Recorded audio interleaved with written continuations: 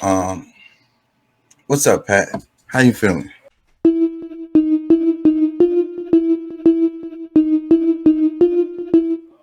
But like I say, the topic, holding back tears, especially for men, and its impact on our physical health and it impact on our mental health, and how our society tells us to, not show our emotions. Says that we're weak. But you hear stories in the news all the time. Like I try to explain to my daughter all the time, it's like domestic situations is how people get killed. Like it's almost always that. And so like let's say you got a guy, just looking at it from the male's perspective, who's been holding in his emotions forever, and then one day he snaps, and he kills his wife or girlfriend or and the kids, and then after that he kills himself. Like how many times do you hear stories like that happening, or something similar to that Too happening? many.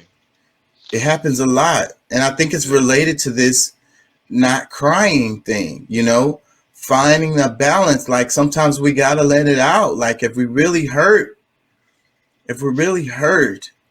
then and it's a natural biological thing. So,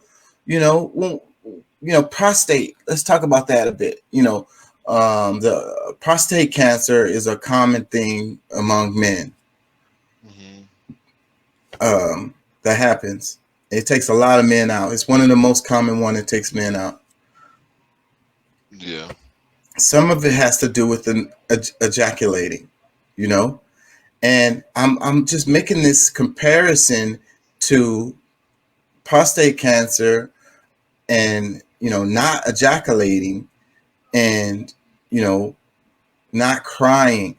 You know what I mean? Um, where am I going with this? You needing The to release. the I think it's more so is the you the not having the full release is toxic to you, the body, like one way or the other. And because I mean I deal been somewhat dealing with the whole idea of pent up traumas, like I mean and it's because I have not I don't know how to cry. All this is exactly what you're speaking of is an issue that I'm dealing with right now, that because of I don't know how many years, because I don't remember the last time I cried. Maybe when I was a kid and I went to a funeral or something, but I go to a funeral today, I probably will not cry. No matter how much I care, love for the person, and this, that, and the other, it's just that shit. I feel like I'm broken, really, um, because I don't know how to release, and you know, I think I have enough self control. At least I think I do. I mean, I who knows what God, like what could actually happen, I guess, in the midst of things. But I don't you cry at know, funerals either. I be avoiding funerals as much as I can as an adult. I remember one time, it was my dad's brother passed away, and he was young. He was a young guy. He was like in his 30s, and he died. And I remember when we was at the funeral, my dad was crying, and I was just looking, and he was like, he said it. He said, "You got to let it out." Yeah, we were close. This was like his closest brother, so he was around all the time, and his son. I'm really close to him. He's my cousin, and to this day, he's like my brother. Like we're really close. And he might be listening. JT, he jumps on the show every now and then. yeah, Um, um, so when his dad died, I didn't really cry, and my dad was like, you know, you gotta let it out, man. You gotta, you know, if you need to cry, man, just go on and let it out. You know. I specifically remember that's like a really vivid memory that I have. Um, I don't know how this exactly relates to the conversation, but it's like it did hit me hard. It hit me hard because he was young. He wasn't supposed to die. He didn't get shot or killed or nothing. He just got sick and died. Like he had something, I don't know. He got sick and he lost a lot of weight and then he died. And it happened pretty quickly. Like he, regular person and running around working all the time like a regular person. And then Yeah. he got sick. He lost a lot of weight, and he was gone within like a month, like 3 weeks or some shit like that. So Damn. it was like it was really like, and I'm gonna I have a title for a show that I'm gonna do, and it's called Accustomed to Loss. I think that's the name.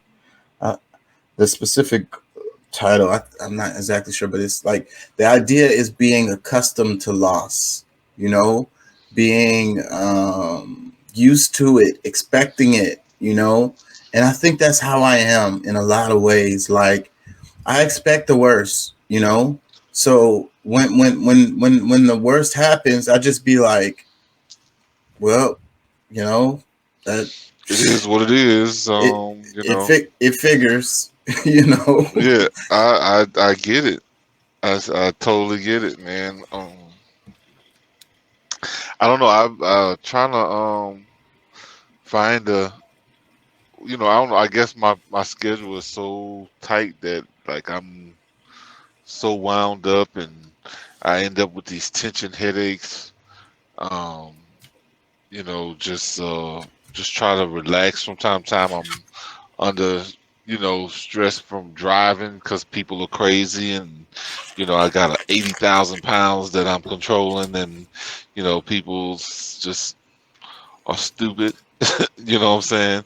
Sometimes I'm going down a mountain with that much weight, and then here, Here just comes trying to, dumbass yeah, that don't have no disregard for his own life, even, yeah, and you know. and you got to be concerned with not only your load and your life, you got to be concerned with his life and other people that's on the road.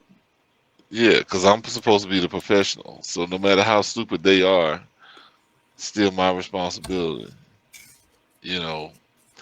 And I mean, but like I'm trying to find different things that maybe will help me because, you mentioned in watching certain movies, and even with that, like, because I mean, when I was younger, it wasn't a part like, yeah, I would have those little tearjerker movies that, wouldn't really do no full cry still. Like it was just like, oh no, I can't, you know what I'm saying? I think that was probably at the beginning of my uh you know, me not wanting to be seen crying or something like that. And I'm not embarrassed of it or anything. It's just that like at this point, I'm not, maybe when I was younger, maybe I would have been, but now I'm not really embarrassed of it, but shit, I don't know how to. I don't know, you know what I'm saying? Like it's like that part of me has shut off, you know? Well, Um, when it happens for me, when I have those real like pouring cries, it's usually yeah. like I say in a movie or a song, and like I said, there's a detachment, but it always makes me think of like a memory, or it has to do with like some previous trauma that I had in my life. Like I'll think about, you know, something that was major, that majorly hurt me, um, related to like relationships and stuff like that, like major events in my life. And this is not usually having to do with death, but sometimes it is. Hmm. But more likely, it's just like a loss, like something that was lost that can never come Be back. replaced. Can never Yeah. be replaced. And like the song or the movie or whatever, it takes me to that place, and then I just like I go there, and it floods down. And what I was saying earlier, I could feel my heart because something happens when you cry like that, when you have that full, pouring cry. Something happens with your heart because it, how like they say you feel better, and and it's not. It's like I say, it's not just emotional. I think it's a physical thing that happens. Like it's it's like the opposite of smoking a couple of cigarettes. You get what I'm saying? The I don't know, cause something, your heart is beating in a certain way. There's a certain vibration that you going into when you in that state of that full, just like, like a baby crying, snotting and tearing and just like, you know what I mean? Like can't Yeah. see out of your eyes kind of cry. It takes you to a certain vibration and your heart beats in a certain way. And I think it's literally a healing thing. And I think that, God made us perfect. So it's a biological function that our body is made to, it's designed to protect us. It's designed to heal itself. It's designed to fix itself. You know what I mean?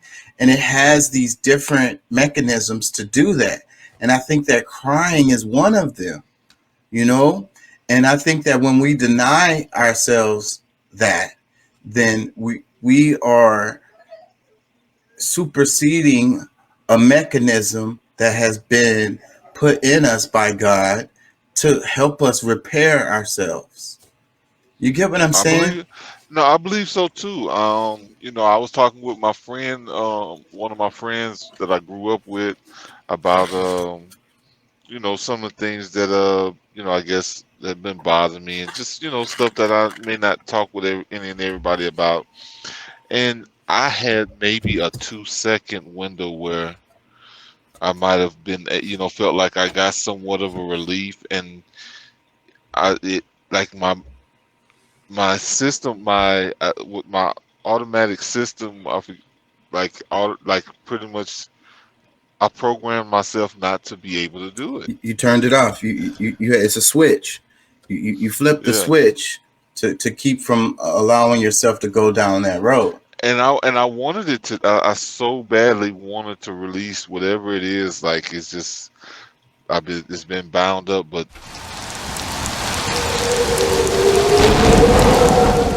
you know, What they were going through. And I was talking about in one of the other shows. I think that in